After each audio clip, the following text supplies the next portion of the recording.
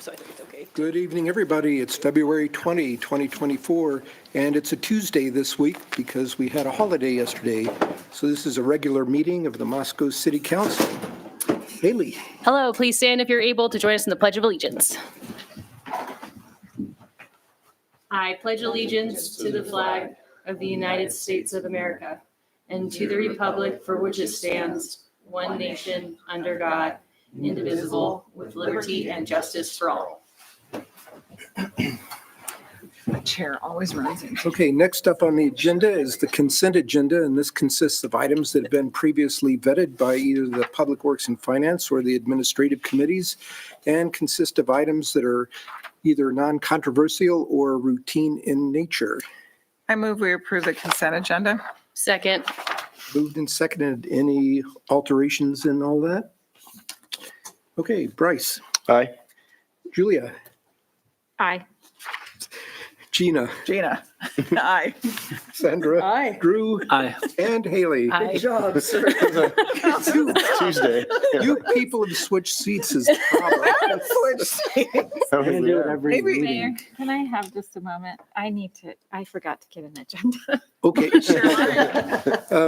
We'll kind of sit and hum She's for a quick. minute. Cheat sheet for actions is always preferred, yeah. It's a little I'll crazy. move slowly onward and say that next up is mayoral appointments. Wow. Spoken like a true politician, Yeah. sir. Exactly. I'm glad you don't move that slow. you. And I do indeed have an appointment tonight. I have Jody McClory for the Farmers Market Commission expiring 12/31 of 2026 as a produce vendor. Mr. Mayor, Madam. I think we should approve that appointment and excitedly do so. Second. Moved and seconded. Very good. Okay, Haley, Aye. Drew, Aye. Sandra, Aye. Gina, Aye. Julia, Aye. and Bryce. Aye. Jody, would you like to come up and say a couple of words? Or You don't just- have to. You don't have to. You can just sit in anonymity, but if you want, you can come up and Yeah. Say hello. Come It's- say hello.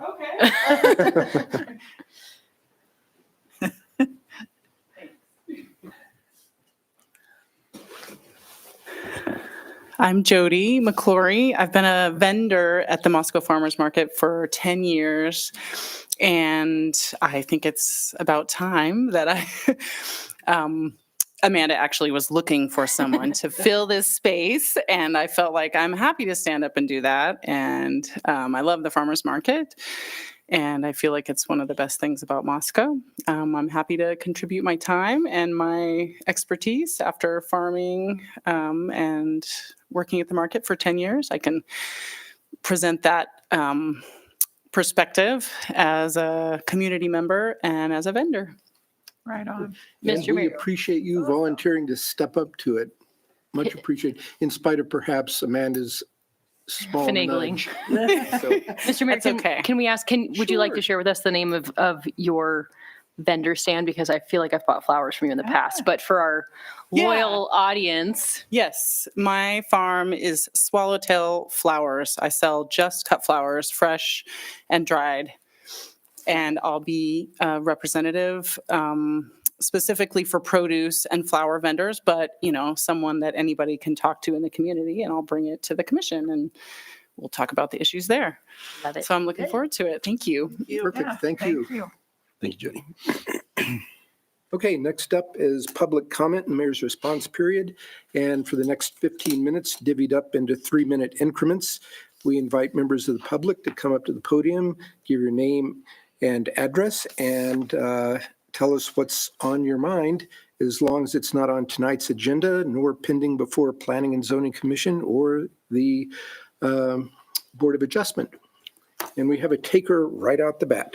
Chief. Mayor and council, I can give you my name and my address if you'd like. James Fry, 515 Christie Street, Troy.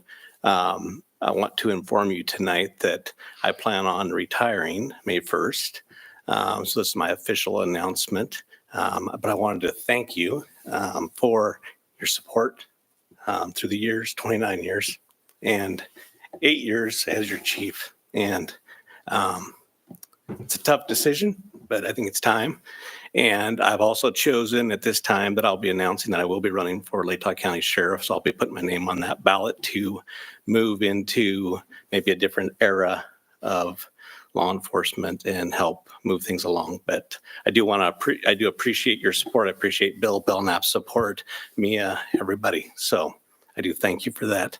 And I won't take any more time, but I do appreciate all your support. So thank you. Thank you, Thanks, Chief. Chief.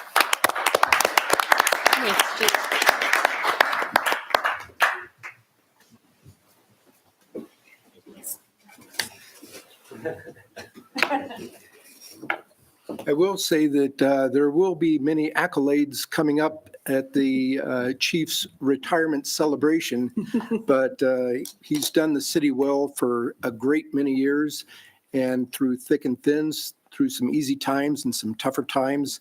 And the city definitely appreciates his service, both for law enforcement and for maintaining the perspective of the force as community-oriented policing from start to finish. So we'll be talking about this more coming up, I'm sure. So thanks, Chief. Next up. I'm just all over the place today. But I wanted to speak today from the podium because Moscow has lost an icon of the last 25 years in that Bob Johns passed away in January. And if you don't know Bob, he was a retired pilot and a veteran of the Vietnam War in the Air Force. He retired from the Air Force and moved to his family to Moscow. And he flew planes for Bennett Lumber. And at that time, he also joined the Moscow Volunteer ambulance crew.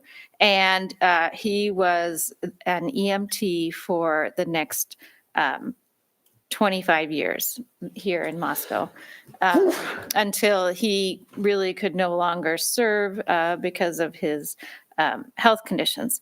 But Bob was an amazing guy, full of energy, full of life. He received the award for the EMT of the year several times, and he served as president and treasurer for the Moscow Volunteer Ambulance.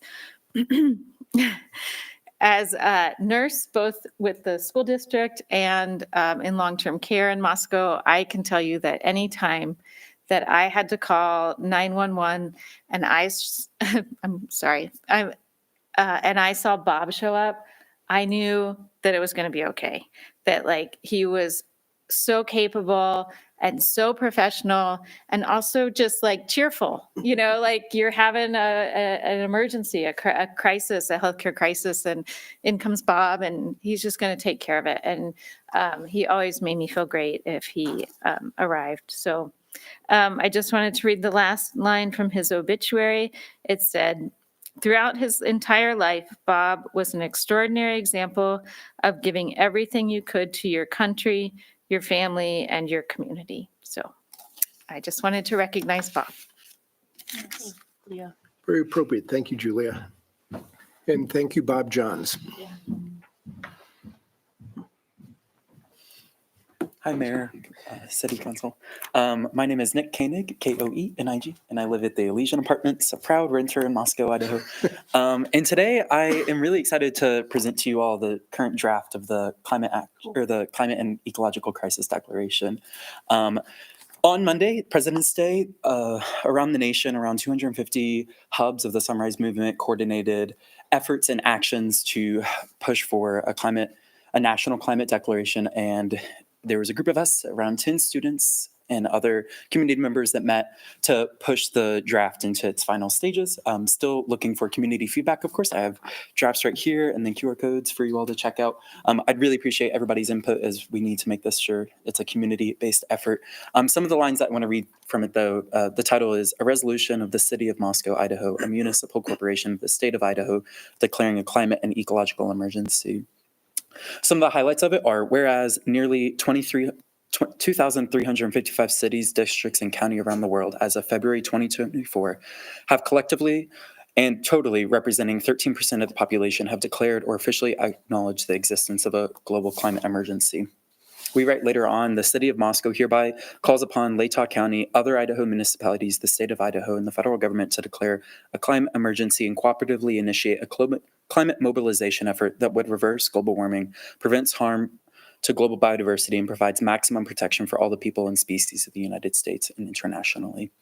I know I've belabored you all about the 1.48 degrees Celsius, right? We were talking December to December of last year. 2023 was the warmest year on record. But if you look at years are human constructs, and especially European constructs, if we look at January to January, it exceeded the 1.5 degrees threshold Celsius or 2.7 degrees Fahrenheit of a global warming, which is the critical threshold that the IPCC talks about is a really big tipping point in our global atmospheric systems.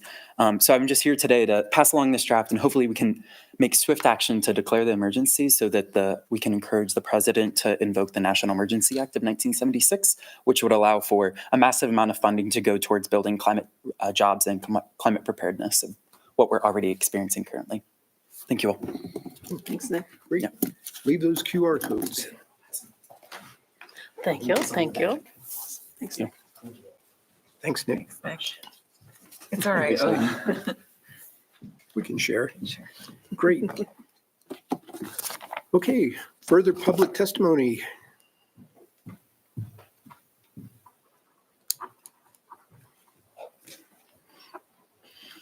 Can you all hear me well? Okay.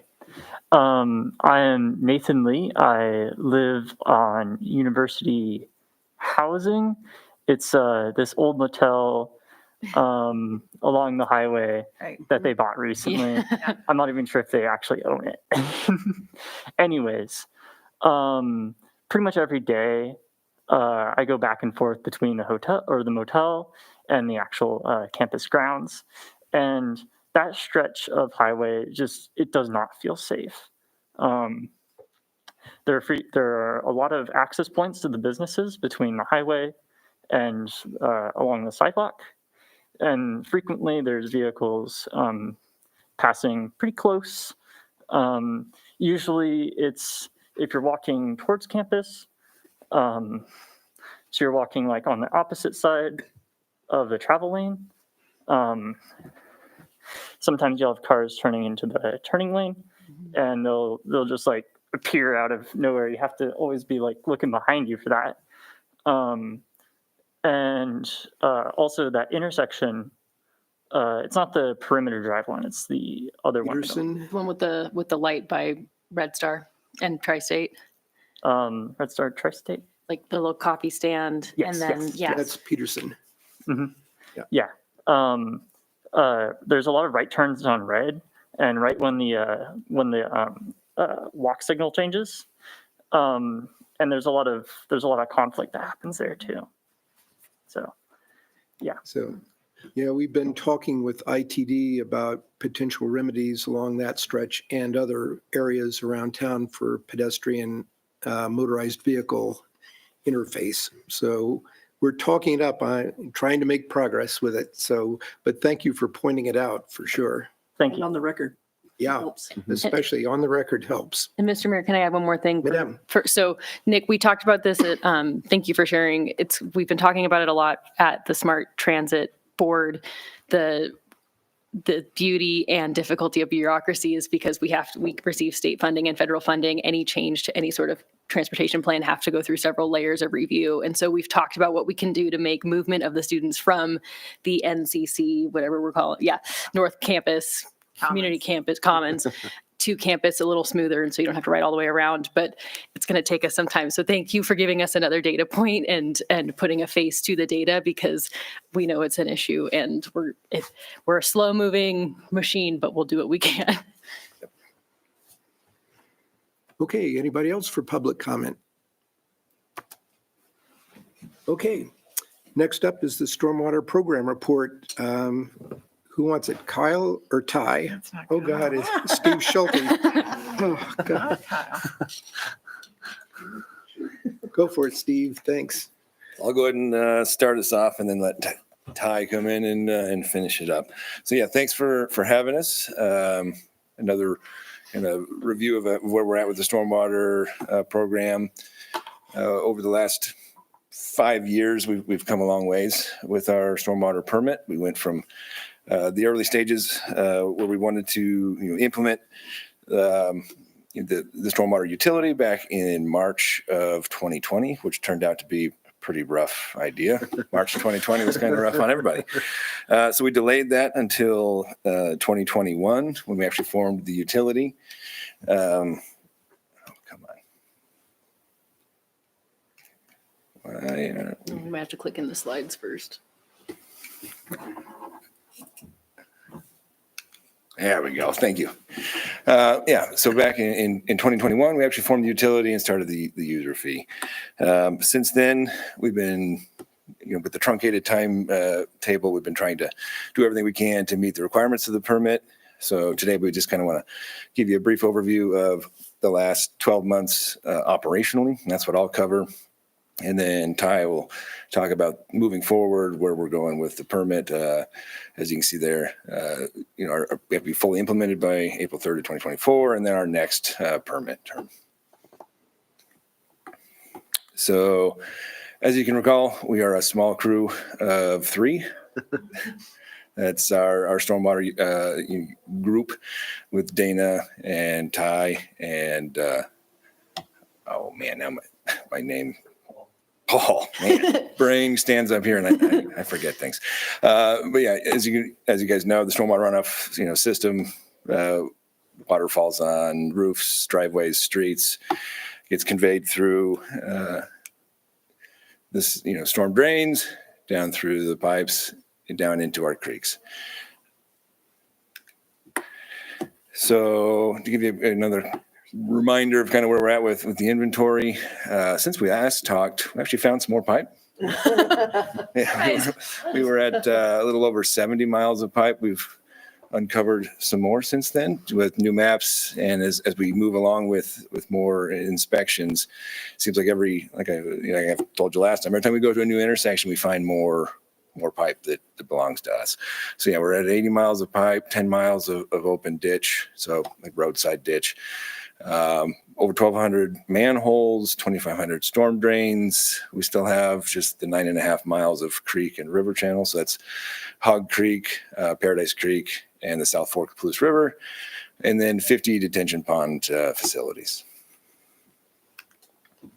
So in the last 12 months, we've conducted over 1,200 work orders, which included cleaning storm drains, manholes, hydrojet cleaned over 3,500 feet of conveyance pipe.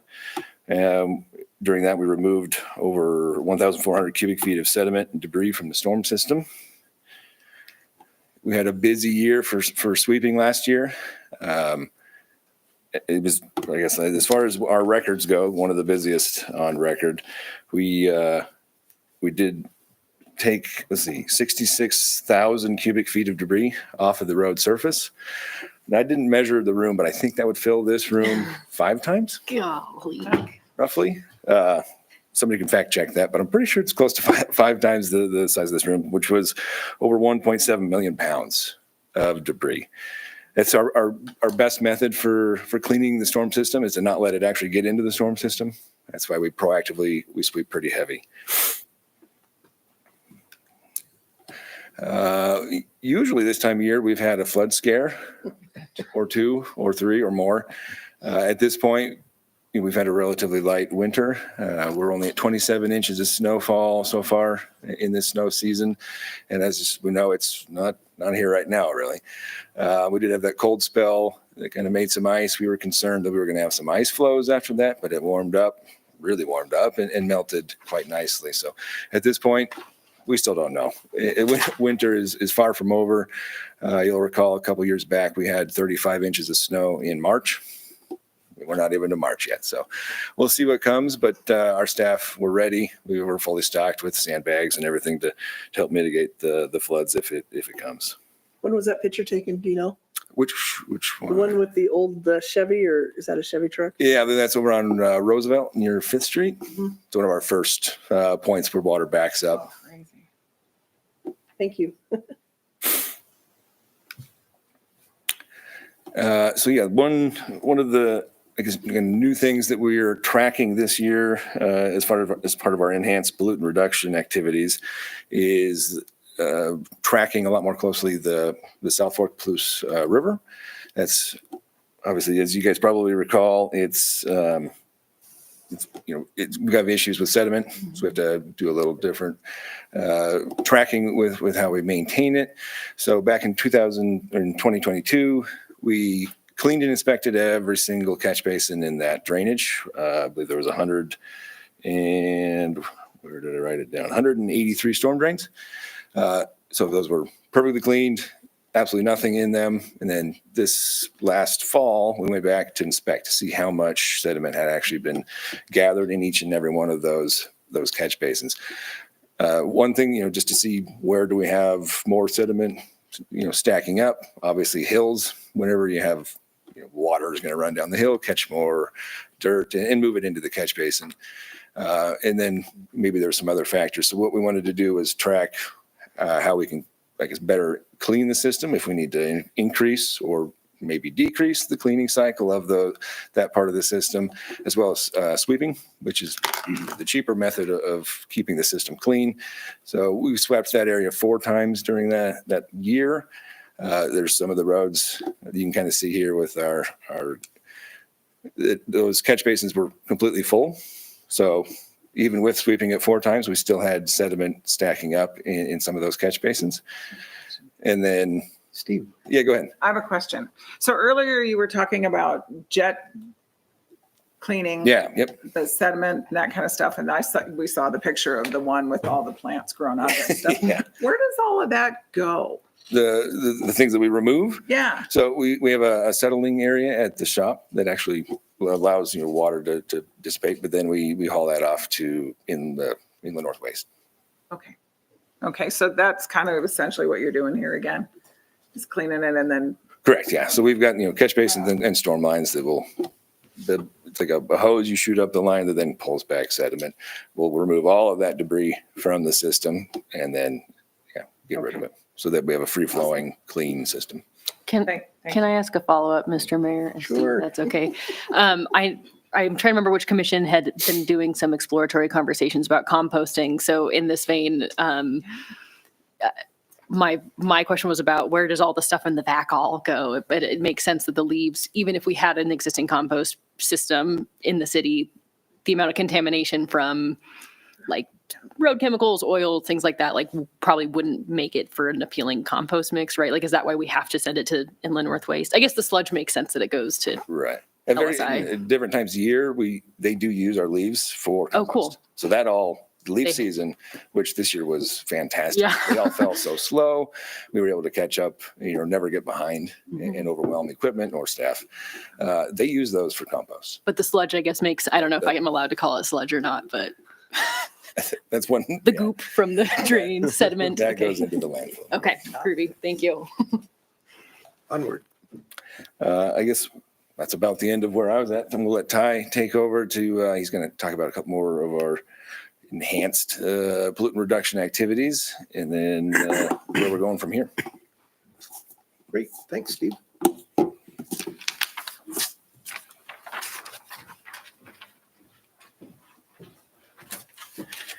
Thank you, Steve. Mayor, council, thank you. Yes, I am. Kyle did show up, but I'm prepared, so here I am.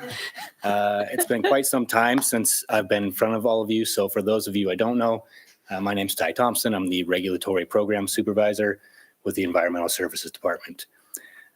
This was a good time for transition from Steve to myself because we do interact a lot between the regulatory compliance side of things and the operations side. Really good communication. They've been a great group to work with. And if I can go back, this was, really exemplary of that. Just a great example of that. The data that we got from these guys will allow us to come up with a really solid plan that will just be more efficient for time, money, equipment, staff, and be more effective at removing these pollutants and keeping them from making it to the environment, the receiving water bodies, which is the overall goal and reason for this. Steve touched on our MS4 permit. That's the reason we have the Stormwater Ops Group, we have the Stormwater Utility, and why we're here today, really. As he talked about, this is kind of a little bit duplicative, but this was one of the two enhanced pollutant reduction activities that were required by our permit. I think it was a resounding success. We're going to come out much better on the other end of that. The next and last August, when Kyle was up here talking, he touched on this. We were in the middle of the other thing that we had is a requirement for monitoring our stormwater outfalls, the place where the stormwater actually enters the streams, the creek and the river in town. And the enhanced pollutant removal part of that is we had committed to monitoring all of them in the Paradise Creek Basin by the end of the permit term, actually, by the date of April 3rd of this year. It was a challenge. Last year, weather-wise, was really nice and pleasant. The few rainstorms that came through and gave just enough rain to make water flow through the system made our schedule and our times when we planned on completing that assessment difficult. So we weren't actually able to complete it till September of last year, September 25th. Not really great as far as rain can continue to fall. So we had several dates. We're able to get it done. That was myself and Marcus Miller, our environmental inspector, that were doing that. Well, these guys were making sure that everything flowed. We identified 13 individual outfalls where dry weather flow was falling. It means it's not coming from precipitation, right? So it could be a number of things: groundwater, irrigation returns, or potentially an illicit connection. That's the whole reason for doing this dry weather monitoring. We ran into the end of the year. Doing more assessment is really difficult as soon as it starts to rain and snow and get nasty. So we will be furthering our investigation there this year. Next thing I wanted to touch on and follow up a little bit more on is one of the main things that our permit requires us to manage, and it's a main component of our stormwater management program, is construction site runoff control. That picture there is from the city of Moscow. That is one side had a construction site coming in and the other did not. So what the permit requires is that we're involved in the pre-construction site plan review, ensuring that there's erosion and sediment control plans that include the appropriate stormwater best management practices, or BMPs. Please let me know if I acronym you all to death, because it's really easy with all this stuff to get into that language. The next thing that's required is an inspection and enforcement program to ensure that just because it's part of the plans, just because you installed it, make sure that those are maintained and employed as they're supposed to be. Another important part is of that permit requirement is that we must develop, implement, and maintain a written escalating enforcement response policy. It must address enforcement.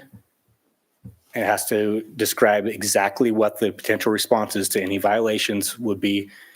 And I think the important part of that word is it's an escalating enforcement response plan.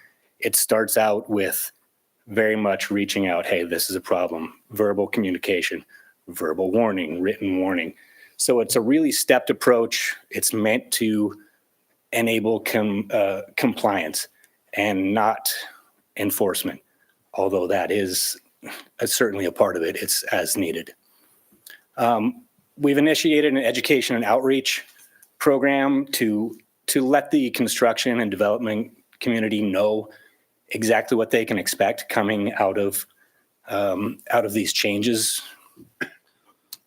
And it's been, the main part of that has been on the ground, talking with folks, having our inspector over the last fiscal year, over 400 individual on-site inspections, talking with those folks and letting them know, here's what's exactly is expected of you now, and here's how that's going to change in the coming years.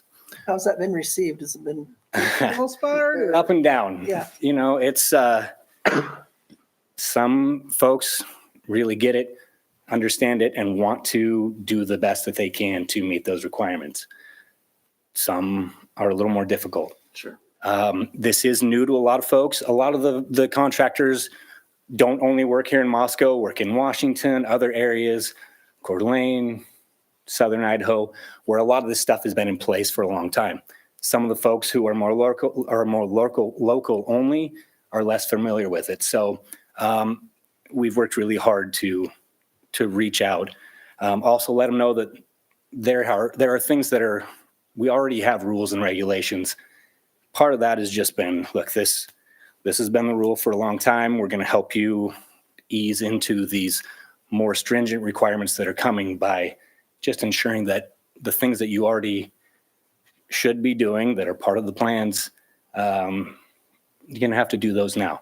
So I think right now we're in a really good place. There have been some of those more difficult partners in town that have really come along, and they start to see it, and they start to see the benefit of working with us, contacting myself or Marcus, our inspector, ahead of time. So I think we've seen a lot of really positive gains over the last year and a half. Thanks. Do we have any metrics or anything like that of how, like, what the impact is? I mean, are we having a positive result from our escalating ERP? Yes, we have had a couple of instances where we have moved up that policy, and it's gotten results. It's not something that really, it's hard to compare it to the past because it was a much less structured. Maybe this can be a baseline year then. Yeah, it is. And again, moving forward, our goal from the get-go with whoever we're dealing with is compliance assistance. That is absolutely the direction we want to go. The plan is meant to facilitate that. And so far it's been working. That's anecdotal, of course, but. Mayor, I've got a follow-up in that vein. At what point if I'm a new contractor in town, at what point would I be alerted to these expectations? Is it in like one of our permitting checklists, or, be ready to meet these requirements before we issue the permit? And because it seems like we're not going to issue a permit for compliance of construction until you start your construction. And so they know it's kind of a phase 2 piece of it. Sure. And I'll talk about that a little bit more. We have documents that spell it out very Great. Clearly. Love it. Stuff that we've created. We will have a checklist that is all of that condensed down to be very clear. We had one outreach meeting last June that introduced that exactly. Here are all of the things. Here is exactly how to break down for scenario A, B, and C. For any existing projects, they'll not be expected to meet anything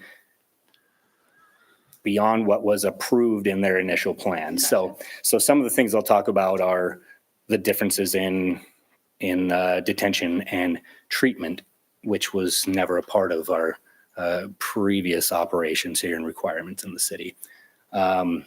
So yes, there will be, as somebody applies, here's a new development, here's a new building, all that documentation will be available to them, to the design engineers, to the contractors themselves throughout the process. Staff will be available to answer any questions. We know it's going to be different, but we're not inventing the wheel here. This is new. So there's a lot of resources for us on how to roll this out. I think it's important though, and I'm hearing what both of my co-counselors are saying. Without some degree of data, it's hard for us to make some of the decisions that would actually remedy or help what you guys are up against. If you're finding that, we get to a point in the ERP and then we don't get any more compliance, or we do get a bunch of compliance, or we need 3 more touches with these developers to fully implement what we need. We don't have that data. And anecdotal, I get, you're a year into it. I understand. But I think this is a good time to start putting some of those benchmarks or at least put them in place so that we do have some data Oh, sure. to be informed. Sure, and we do have that. Part of the permit requirement is an annual report, and that's included in there. So we do have, over this last year, exactly the number of inspections, the violations, and how far we've gone through there. So we will have that information as far as what we've done compliance-wise. But you're right, data is our friend. It lets us know what we know, hopefully what we don't. Well, it And gives how we us can a do way to better, right. Forward too. So. I agree. Speaking of forward, You got it. Next steps. Here's what's coming up. And part of the reason that spurred us to come here today is just to talk about what's coming up to you. First on that list is the end of our permit compliance schedule. April 3rd of 2024, you can see highlighted there. We have to implement all of the parts of our stormwater management program. That's a big section. There's a lot there, but we've really whittled it down and have just a few things left.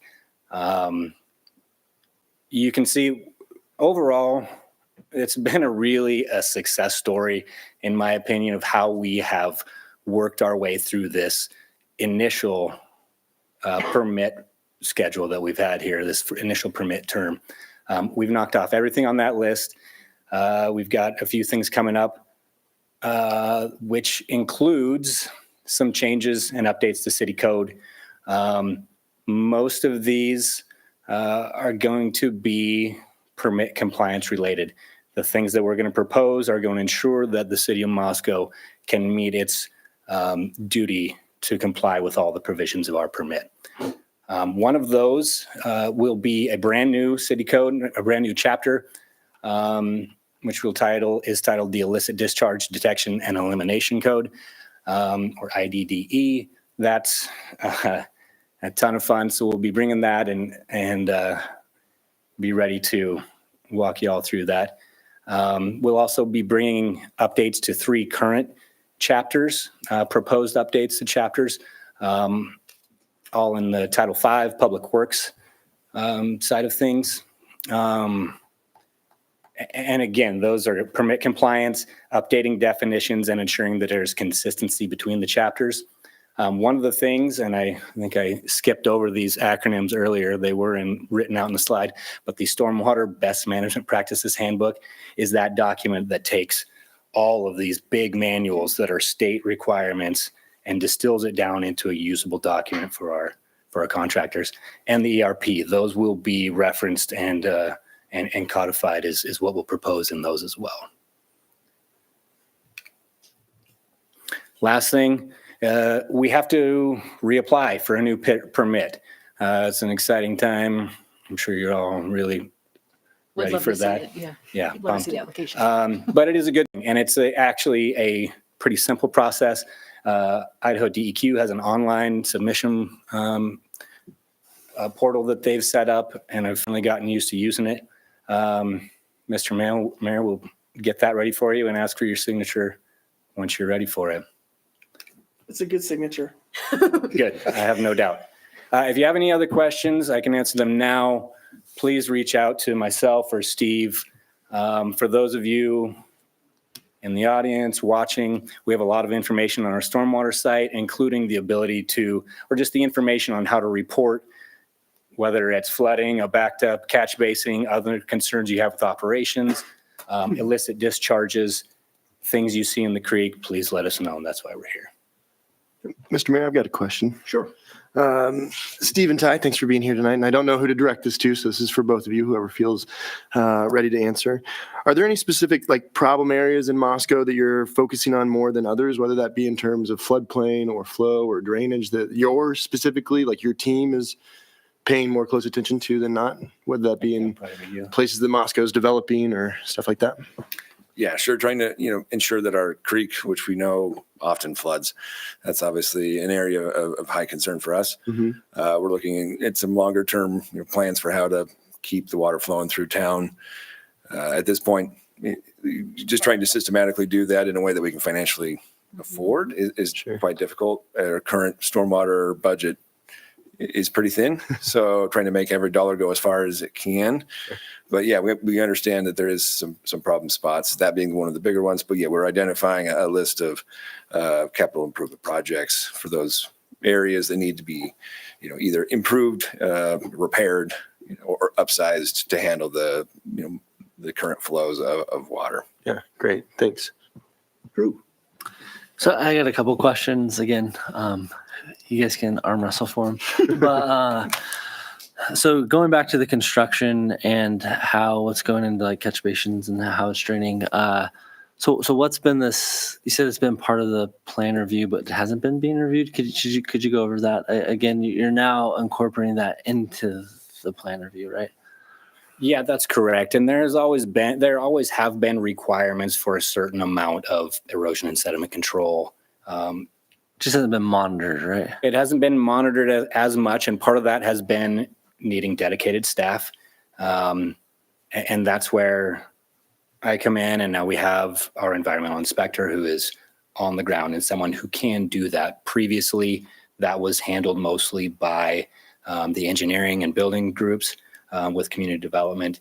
And it was tough, right? That was kind of an auxiliary, and do this too. So I think that's part of it. Additionally, there are more and more up-to-date, newer best management practice requirements that come just with time. We just know more, and the royal we know how to do it. But the permit also has specific requirements that they have to meet that were not present before the permit was issued to us. So I think that's a big thing that triggered a lot of those changes. Okay, so with that, then there's dedicated staff, is that what you're applying for money? Like where's since we're going to be monitoring it more closely, where is it a new position created, or is it just reallocating staff to fulfill that? No, that was a new position that was created. That was in 2022. Okay. That one was created, and that was in response in large part to this. That inspector does cover some other areas, but. And that's Marcus, right? That's Marcus Miller, our environmental inspector. He's done a fantastic job, if I say so myself, but has had, it's been a lot. It's been a lot to undertake. And so, yes, that was a brand new position along with the 3 operation positions. So I'm just trying to wrap my head around. I appreciate you answering these questions. So we have staff. So let's say we have a new multifamily complex come, right? Marcus or someone will review that and plan review, right? Give comments, give feedback during that time. Then we'll be responding to make sure that that's like other plan review checks, right? Like he'll be responding to that. Correct. And following that, just like if you need a concrete inspection, framing, electrical, Correct. You now call Marcus to get that done. Yeah, right? that's correct. Okay. What does that add to fee structure for permits, right? It's not a free service, right? So how what's that look like depending on the scope of this and size of the project? At this point, there are no specific fees for inspection as far as erosion sediment control plans. That is something we had discussed. That is, you're right, it does take time, and that is that's something that I think we do need to take a look at, and we've had those discussions. But at this point, there are no specific fees for that type of inspection. Okay, and sorry, once my brain gets going, it doesn't turn off. So, so then after the fact that it happens right when we have a storm drain on, these are larger developments or maybe even a new subdivision, right? But where trash or things are stored, typically there's drains nearby that, right? So what's a way to, in plan check when you're going through that? Is there a way to ensure that those drains are separate? Because I know you're not going to be coming out to that, right? But basically where we're placing those on site, next to trash, et cetera, like what's, Right. is that being reviewed in plan check then? Yeah, that is a part of it. The entire erosion and sediment control plan, or for larger ones, it's called the stormwater pollution prevention plan. Anything greater than an acre requires a SWIP. Yeah, SWPPP. And that does Acronyms, I love include, it. that includes all of those things, material handling and storage, trash, anything that's beyond the normal sediment and other types of general construction concerns. Those are to be included in those plans. Yes. Okay. And then last question, typically, and it could have changed, but when site development's being done for plan review, trash placement or allocation for larger developments isn't necessarily considered up front. So is that? You mean like sanitation, like where dumpsters go, or okay? That you would have to ask the. Sorry, I'm pulling up. No, that's okay. That's Our not zoning- part of our purview, but I think it is. I think it is covered by If I may, Your Honor. by others.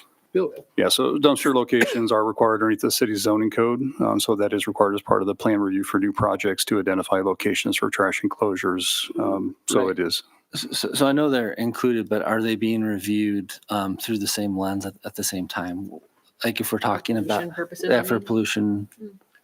I think I see now. So just how those may impact the stormwater Yeah, where they're exactly. placed. Yeah, that is fair. They're part of those regulations. There are certain ways that they have to be sloped. They should not be placed in such a way that they could impact. That is something that we should, and I think we will take a look at and make sure that's covered moving forward. After all that being said, Moscow is a very pleasant place to develop property if you work anywhere else. I just had to ask my questions. So thank you for putting up with my questions. No, not at all. Thank you very much. Anything else? Well, and it may be for Steve/Tyler, rock, paper, scissors. So your comment about, in response to Bryce's great question about target areas, is the team also working closely, I imagine, because I think stormwater's under streets and public, it's under Tyler's department. So I'm thinking in terms of, as we're talking about these things and surprise discharge and flooding, like the 6th Street bridge replacement wasn't necessarily on our timeline when it had to get replaced, right? Like there was significant damage to the point that if I'm remembering right, the 6th Street bridge got replaced sooner than we had expected by Mountain View, or am I making that up? No, you're right. Okay. It was damaged during the 2017 and 2019 events, which identified the need for us to have a permanent structure that could resist damage during those flooding events. Love that. Which sought us to apply for the grant, the ED To grant to help have the fund. youth. Okay, groovy. I could not remember the timeline. So does that mean that you have your wish list of bridges that that you're handing over to Tyler to bring to us? Yes, absolutely. There's a handful of bridges that were built at a time. Things have changed and they've reached near the end of their useful life. But yeah, they're on the plan for replacement. Bridges are expensive, but Yes. we'll find a way. And my fun follow-up question. One of my favorite things to do when I walk my dogs around the neighborhood is to scoop the leaves out of away from the drains. Is that a good neighbor move? Because I tell everyone I see who makes eye contact with me and looks at me like I'm crazy that it's really fun and satisfying. So it's the right thing to do to keep these drains clean of debris. How's he going to answer that? We greatly appreciate it. Yes. Great. I'm sure that a judge in a court would be like, that's a leading question, but no, I love it. And there's over 2,500 catch basins and only 3 people. Thank you for your So, service. yeah, Love that. We appreciate your help. Cool. It's really satisfying. You should adopt a catch basin.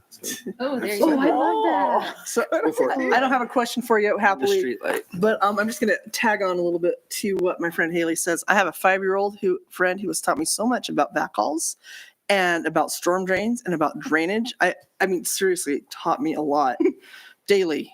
And so we are now so aware of where the storm drains are, and we move leaves. It's really fun. And we highly pick up recommend. leaves and we put them in bags and move them and make sure we have gotten sticks and made sure that it works. So thank you for that, because I have to say I only paid minimal attention until about 2 years ago, and it's a big part of my world now. So thank you. Any rescued ducklings? I would add, please let us know if there are really problem I areas. do actually. Sometimes because we're a Small but mighty. we're a small but mighty Yeah. group. But these guys, I can say, the operations crew, very responsive.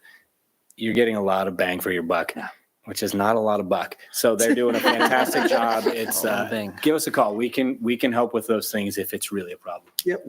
Thank you. And I've got a couple too. One is you alluded to sediment in the South Fork and doing some remediation there. How are we doing on the Paradise Creek part of sediment? Nose goes. Just kidding. Yeah, Mayor, it's a really good question. As Steve alluded, we have, that's our primary drainage is Paradise Creek. And so that is something that we have initiated work on a plan for that creek. It's something that there hasn't been much one. The city doesn't own much of the right of way for the creek, and we don't have rights of entry for most of the creek. And so it really truncates our ability to actually perform maintenance activities. So it's been a long time since there's been really active maintenance activities outside of the portions that the city does own. And so we're working up a long-term plan that will be working with DEQ, with Army Corps, the environmental services, and Steve, so that we can take a look at every section of that creek and take a look at what responsible practices will be to make sure that we, one, are responsible for the environment and the environmental impacts, but also making sure that our storm drain system continues to function, have somewhere to flow.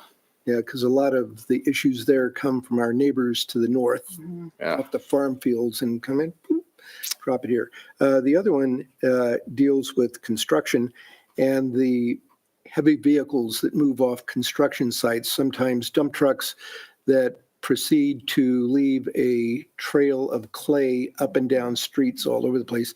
Is part of the plan looking at that to keep the mud off the streets and therefore out of the drains? Yes, tracking is something that is included in the stormwater pollution prevention plans, the SWIPs. Tracking is a component of that, and having response to tracking is part of what Marcus is inspecting and making sure that people have plans for how they're going to keep the vehicles, have entryways that are stabilized so that they're not tracking mud in and out and off the sites. And so that is part of that as well. Yeah, that's one of my least favorite things is dodging clay wads. And Your Honor, if I may, I don't want to take a lot of time. I know this has gone long, but the council may recall those have been on for a while. This was something where we got this permit, and then as Steve alluded, it's already a pretty tough timeline with a very small crew, and we carved it back. The initial proposal was almost $14 for an equivalent service unit. We got it back under $8 for an equivalent service unit. And then on top of that, after all of that work, we were asked to truncate that compliance period by a year. That didn't buy us more time on the permit. No. That was just 1 year fewer that we had to work on this. And these guys have done yeoman's work. The fact that we're going to successfully complete that 5-year permit in 3.5 years this spring is really just a tribute to the very hard work that they've done to find a creative way to come into compliance. So we no longer are in the conditional phase of this then. We've got everything we need to make this application like a real. As of this spring, what it requires for our next phase is complete compliance with. So that first permit is, here's the things you've got to get up to speed on. We're up to speed. By this April, we'll complete everything and be up to speed. And then the next permit is just maintaining. And so they've really done an incredible job doing that in a short period of time. That is excellent. Work. So thumbs up, guys. Much appreciated. Thank you. Thanks for having us. Well done. Thank you. Good report. Okay, next up is our setting of the fiscal year 2025 budget hearing date. Now let's skip it. Bill. Skip it. Well, this one will be very short. Per Ida code, the city is required to notify Latah County by April 30th of each year of the date for our public hearing on the city's annual budget. So we are requesting the council set the FY25 budget hearing date on August 5th of this year. Mr. Mayor, it's only February. We not, sorry, I was being smarmy about it. I'm happy to make a motion if there's any questions or discussion. When does that make the budget workshop? Budget workshop is going to be July 9th or 10th. Yeah. So it's going to be a week earlier than last year. So last 2 years, I've had the pleasure of doing that on my birthday on July 18th. This year, it's going to be that Tuesday. Lori, can you look up the calendar? I know I sent it in by email. I think it's maybe July 10th, Tuesday the 9th. 9th. July 9th. Okay. Victoria for the win. So that will be the budget workshop. I could have just asked Victoria. Can we celebrate your birthday early? Yeah. Yeah, I know. Set up like I'm on the happy. day. Yeah. Love it. Thank you. So Thanks for keeping us in was compliance. that like a, I am happy to make I move that we set August 5, 2024, not Billsborough. Oh yeah, as the public hearing date for the City of Moscow fiscal year 2025 budget. Second. thank you. You're Any other welcome. discussion? Okay, Bryce, Aye. Julia, Aye. Gina, Aye. Sandra, Aye. Drew, Aye. and Haley. Aye. There you go. And that Didn't takes pull any us river to the permits. end of that. So we move on to reports from City Council. Gina, Okay, Tell me now. let's see. Okay, tree commission. There was really nothing fun that happened at that meeting at all. And so I'm just going to skip over that. Ha. So what we did at the fabulous tree commission, and Nick can tell me if I'm wrong here, we were talking about Arbor Day celebrations and choosing a park that we're going to want to put some trees in. And we had kind of a lively conversation about which ones we liked. And so we settled, I believe, on Gormley. Is that right? Nick, does that sound good? Okay. And we decided on 3 different trees. Get ready. Scarlet oak, going to be gorgeous in the fall and pretty in the regular time too, but fall color is a big thing. Royal Raindrops crabapple. Doesn't that sound lovely? And my favorite tree on the planet, a ginkgo. So that will be, and you'll be able to drive by it every day and take a look at it. It will become part of your morning commute should you go up to the university, or if you're going into the heart of downtown, that would be a good spot to look too. We were talking about Harvest Park. The subcommittee came and spoke with us as well.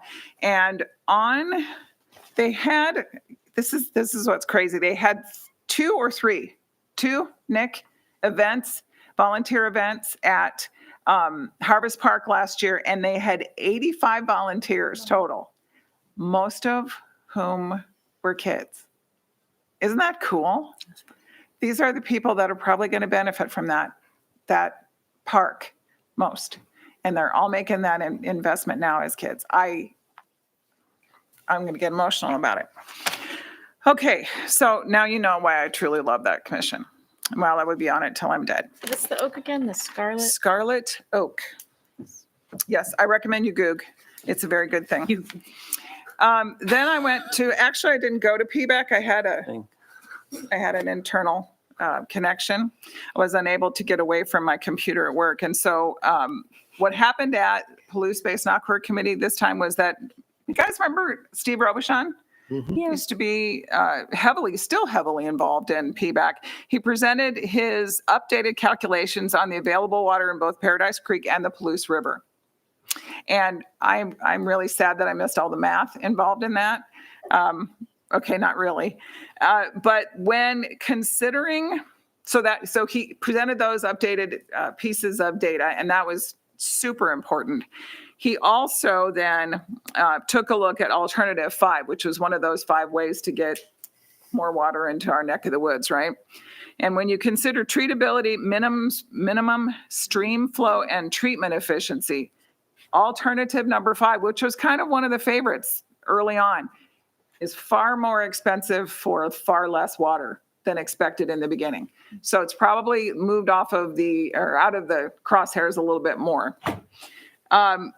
PBAC also is applying for a grant to continue study and preliminary, say that 5 times fast. They're going to continue the preliminary design on alternative one with a more realistic view on the pull from the water pull from the Clearwater rather than the Snake. So if you have any more like really detailed questions, Tyler, look at him. He's almost exploding with information over there. So please do ask him. He has lots of information. And then I was lucky enough, and I mean this, Sandra, to sit in on the volunteer fire department meeting the other night. They have the shortest meetings on the planet. Not always. Oh my gosh, these Not people always. just like it's clockwork. And the whole gist of the meeting was a kind of a big evolutionary decision for the organization, right? And so they're trying to, make both ends meet and help to try to find a reasonable solution to this challenge ahead of them. And I think that overall, they know they need to grow. They know they need to get some help from be it the city or the county and that sort of thing. But overall, they're just a little bit hesitant. Growth is scary, right? Change is scary. So I have to say, I came in as kind of a edge player. I was very impressed with the way the board, a relatively young board, probably half as old as me, sat in front of the humongous bunch of people there that night and really listened and really explained the way they wanted to approach things. I was very, very impressed with the care that's being taken. It's a scary time. Any kind of a change in the way things have been for so long is scary. So I do believe there's going to be another vote coming up this week, Thursday. Mm-hmm. So yeah, I guess we'll hear from them at that point. But it was just really a good meeting, tense but good. That's all. Sandra. Great. Yes, thanks to Gina for going to that. I really love that our council fills in for each other when we have to, because there are other things that do go on. Look at all the people I'm scaring away. You're missing all the good stuff. Thank See you later. And what I did get to, I only had one commission meeting, and that was the Moscow Arts, and mural submissions are coming in, which is fun and exciting. Can't wait to see where we're going to go with that and to take a look at the submissions. That's fun. And then Art Walk, of course. I went to Art Walk the other night, not to all the places because, I walk a fair amount, but couldn't get there fast enough to all the places, but went to some, and I do enjoy seeing what's up. And it's just a fun time. Looking forward to June, the big event. So keep going to Art Walk. And on a couple of side notes, the Humane Society had their Soup and Pie event on yesterday. I didn't go, sadly, because it was on a holiday, but they think that the holiday was a good time to do it, and they did very well. So that's great. And then I just want to put a plug in for tomorrow. Associated students of the University of Idaho are putting on their winter social tomorrow in the iSub. Everyone's welcome. There's different parking, the law school parking lot, Memorial Gym. I know parking is always an issue, but it's all taking place at the sub. All floors are going to have things, there are games and prizes and live music and food. And it is from 6 to 8. So you just want to come and have a good time, check it out. It's always a good time. So I'm looking forward to it. I'll be there. Hope to have a good visit with you all there. Julia. All right. Well, I know you've all been waiting for it, so I wrote you some poems. Some bad poetry as a report. Nice. Excellent. So I am the new council liaison for ASUI. So here we go. There once was a fine council member who had meetings January to December. She listened to students who taught climate commitments and set examples for the young and the elders. Nice. That was awesome. They did do a great, they're so professional. They're like us. They're like, you guys are really laid back. Their meetings are very I want the knocking. I want the buttoned knocking. up, and the knocking is a little disturbing. It's good. They did a great job talking about pushing the university on their climate commitments, and also talked about the ASUI Winter Social. All right, my second meeting was the Sustainable Environment Commission. So here is their poem. I think this one's better. They're both bad, but this one's better. Ready? A city sent waste to a faraway state, wasting resources and causing pollution. The SEC met and requested we vet curbside compost as a solution. That's better. So the SEC, Sustainable Environment Commission, has been talking about working towards a citywide composting project, and they have some great examples from both the U of I and WSU, and we will be getting a letter from them regarding that. I wish you had more meetings. Those are my poems. Those are my. I want you to write some for mine next time. All right. I might Drew. just get AI. I don't know. We how want to- limericks. Come I on. don't know. I don't know how you follow poems, but it's gonna get very boring here. Haley, do you want to go next? I mean, I'll go. I'm just kidding. No, I'm just joking. Don't let everybody down. Yeah, so I had one meeting, and there will be no poetry from Drew Davis tonight, but Dim the lights. dim the lights. But we had basically just went to Pathways Commission, and they were very efficient and talked about a lot of things during the meeting, and so. Talked about potentially a new path that's coming on board. It's going to be coming towards Parks and Rec later this week, which I'll also be at. But and they're also planning their bike tour of Moscow. I'm getting ready for, and they're pushing that back to June, which will be great. Recommend anyone coming that wants to get on a bike or walk. It's going to be over towards McDonald Elementary School over there. With that, though, they were so efficient that they didn't see a need to meet this next month because they packed it together. And that's something that I really appreciate, is handling things and not meeting just to have meetings. I think is really important. And they're able to handle that. So good meeting. For Mira, the meeting keeps on jumping around a little bit to make sure that everyone's able to make it. But next meeting that we have is the 7th of March. And encourage the public to tune into that. It is early, but 7 in the morning. But 7:30. 7:30, we'll be here and encourage. We've been looking forward to this meeting for a while, so looking forward to it. But that's all I have to report on. So, Bryce, you're up. Yeah, thanks, Mr. Mayor.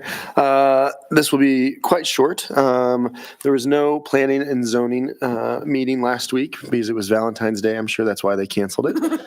So everybody could stay home and go on dates or avoid dates, whatever they were trying to do. So there was no P&Z meeting last week. And then today we had our Human Rights Commission meeting. But unfortunately, we did not have enough members to make quorum. So we did not proceed, which leads me to my next point.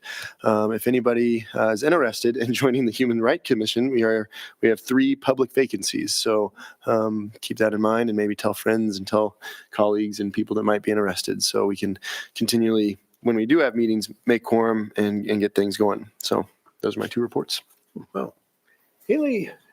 It was pretty late, a couple of weeks for me. We had Transportation Commission. We were supposed to get an update from ITD, but I think there was a scheduling conflict, so we ended up not having them available. But we did have a really good conversation finalizing goals for the commission for 2024. One of the things, we currently have one board member, Erin Bacon, commission member, who happens to also voluntarily serve on the Pathways Commission. And one thing she observed is they are hand in hand, and what can we do? And we had a good conversation about what makes sense as far as making sure we're not duplicating work, but also what happens if Erin ever wants to just serve on one commission because she wants to, I don't know, start gardening or something. And let's see, Mr. Mayor and I have had a couple of good, fun, long Friday phone calls with the Association of Idaho Cities discussing legislation.